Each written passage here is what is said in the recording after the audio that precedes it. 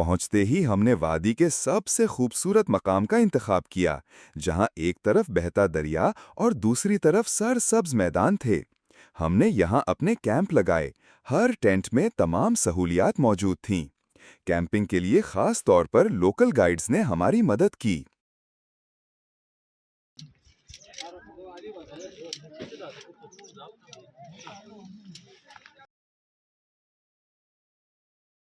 चाय, खुशबूदार ठंडी हवाएं और दोस्तों के साथ कह कहे, ये लम्हे नाकाबिले फरामोश थे। मेरी बारी।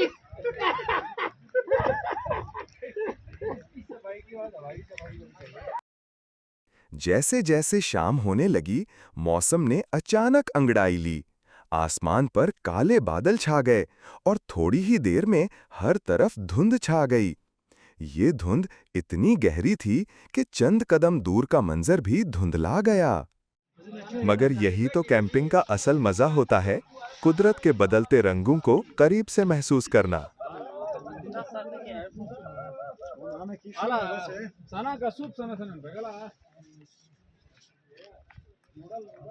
हर किसी की आंखों में खुशी और दिलों में सुकून था। किसी ने शेरें सुनाई, किसी ने गाने गाए और किसी ने खामोश होकर बस सितारों से सजी इस रात को महसूस किया।